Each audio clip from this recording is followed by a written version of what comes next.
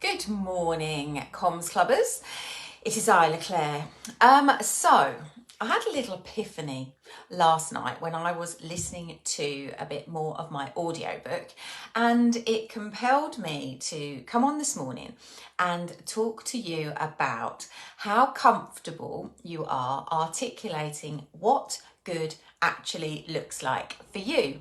Now, I suppose this video builds on one of the first videos that I ever did. So if you go into the guide section of this Facebook group, then you'll see all the videos in chronological order. And one of the early videos I did was all about questioning yourself as to when you have a difficult conversation, do you actually know what you want the outcome to be?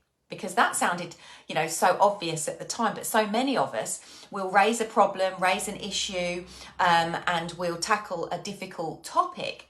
But when someone says, what do you actually want to happen? We haven't really thought that through. What we were good at was finding the courage to start the conversation. We didn't think about what solution or what outcome we wanted. And this video builds on that because it got me thinking. Last night I was listening to, so I'm a massive fan of Brené Brown. And I know there are some Brené Brown lovers in this group. And The Atlas of the Heart is her latest book. And I just drop off when I read. So I listen to things on audiobook. And I was listening to it last night and it was talking about how disappointment, the emotion of disappointment, actually drives disconnection. And it got me to think about how many times I had been in situations where somebody's behaviour had disappointed me.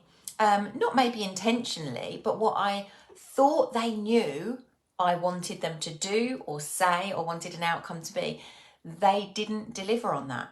And actually it left me feeling disappointed, and that disappointment can drive disconnection, because what that says is when someone disappoints you in a scenario, repetitively, over time, in different situations, it leads you to draw the conclusion that you are not valuable, important to them, because if you were, they would know what to do to make you happy, to get the outcome you wanted, to show their support, their love, their the importance they hold for you. We make all these sweeping assumptions when we are in conversation or interacting with people, and when they disappoint us, it makes us feel unworthy, unimportant, and that leads us to disconnect from them a little bit. And it got me thinking about how often this has happened in conversation. And I know that we talk in this group about confident communication, and so much of what I do is encouraging people that I work with to be clear. The clearer you are about what you want and what you're talking about, the easier it is for the other person to decide how to respond, react, and resolve a situation that you're in with them. And it got me thinking about whether you are really comfortable yet with articulating what you want, what good looks like in a situation, because you're not the center of anybody else's world. The person that you're talking to in any given conversation where you're trying to negotiate an outcome, they are the most important thing in their world. You are the most important thing in your world. Therefore, they don't wake up trying to piss you off.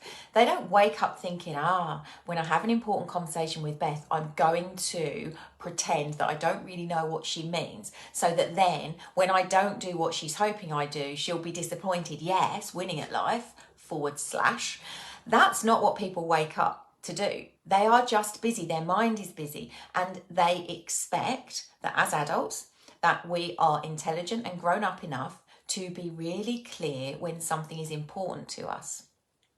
And sometimes I think we hesitate to articulate what good looks like because it can feel selfish. I don't know about you, but I grew up in a house where I want doesn't get. If someone said, if I said to one of my parents, I want to such and such, before I even got to the end of that sentence, the adult would say, well, I want doesn't get.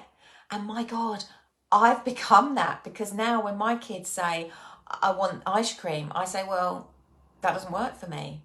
And now they know to say, I'd like some ice cream, please. And therefore, sometimes in in finding the confidence to articulate what we want, what I want to suggest to you today is just change your words, because it is your responsibility to articulate what you want in a situation. But you can do it with a whole host of different words. So I find myself saying phrases like, do you know what? I would love it if, or I say things like, what good would look like is this, or for this to be a success, it would mean this happens, or all I really need is for you to X. So there's lots of things, and the phrase I want doesn't actually come into my discussion, but I have learnt the power of being crystal clear as to what I am looking for.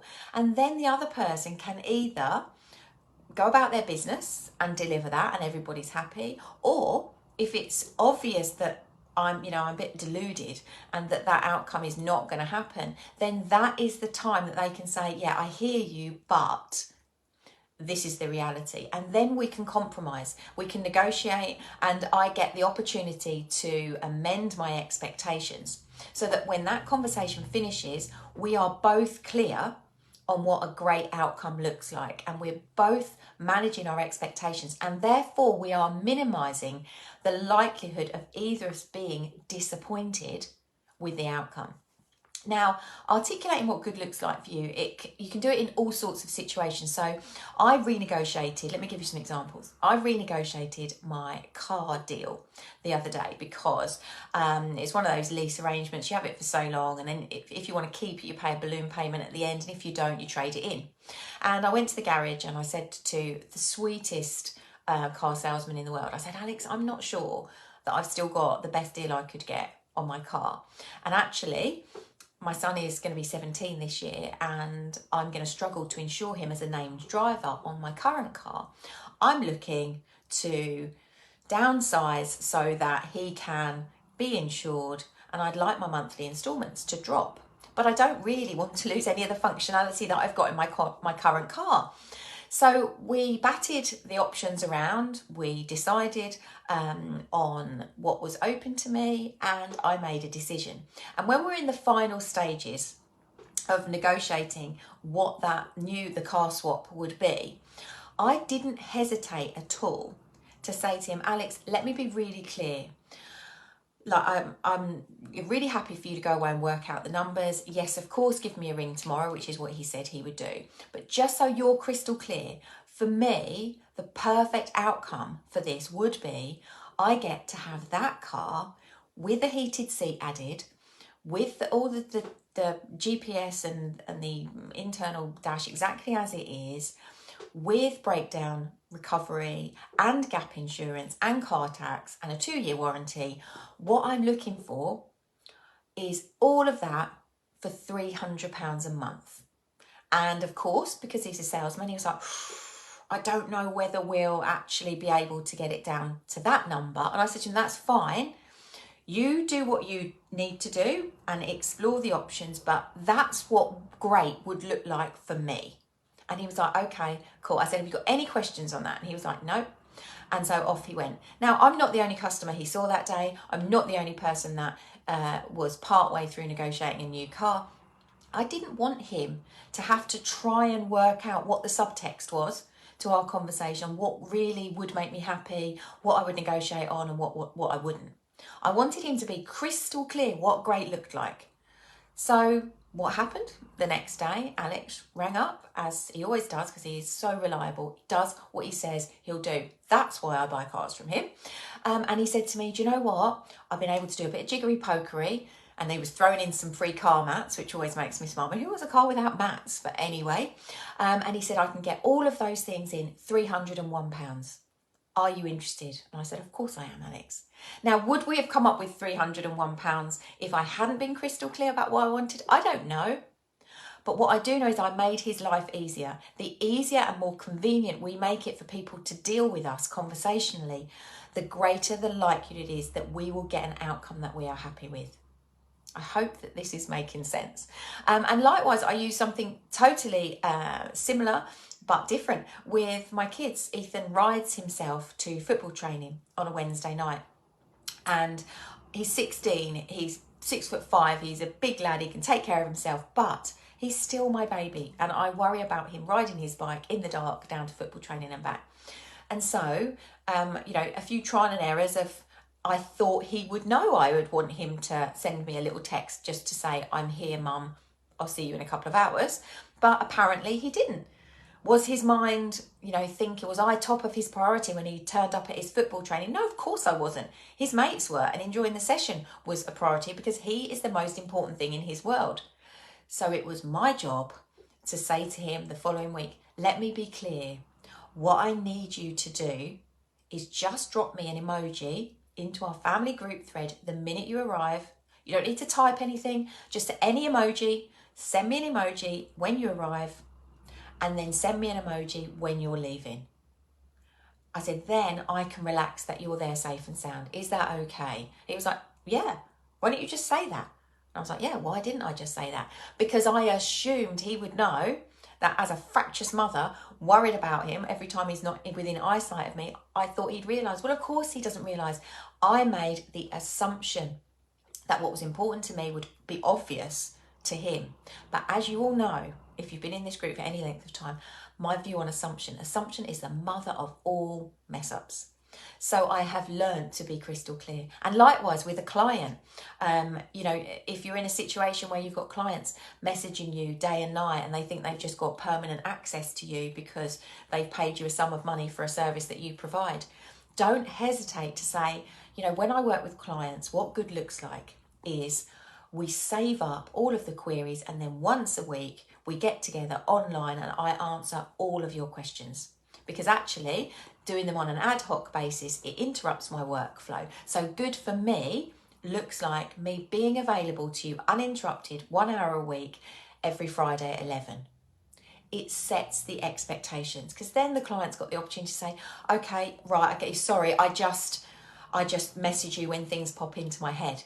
I didn't mean to interrupt you. You say, no, it's no problem at all. But it's really important that when I'm with you, I'm with you. When I'm working with another client, I'm completely present for them. So what good looks like is we get together and answer all of your questions once a week. And there's so many opportunities for you to start to challenge yourself to be so clear in articulating what good looks like. For those of you who manage a team, I know there's many of you in here, you want a series of tasks done by the end of the day.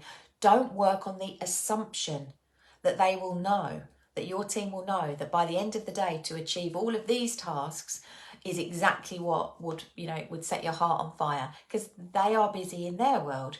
Your job in communication is to say, do you know what, in an ideal world, by the end of today's shift, these pieces of filing will all be done and this patient care report will be written. That's the point where someone can say, oh, okay, I didn't realise that you needed it done that quick. So what do you want me to do, this or this? That's the time when you have clarified what good looks like. And if someone can't deliver that, doesn't want to deliver it, or doesn't understand, they get the opportunity to ask questions so that you can both walk away knowing that by the end of the shift, 80% of what you wanted to be done will be done by your team, but there'll be residual that you'll come into the next day. Therefore, when that happens, and that's the reality at the end of the day, your expectations have been met, their expectations have been satisfied. Everybody feels like those conversations and the situations they're in are so much more enjoyable. So that's what I wanted to drop this morning, little mic drop for you. How good are you? And have you identified the language that is right for you to use when you want to be crystal clear in setting an expectation in a conversation with someone? What I'd really love is, or do you know what, good looks like this, or success for me would be that, or all I need you to do is this, or what I'm hoping we can achieve is.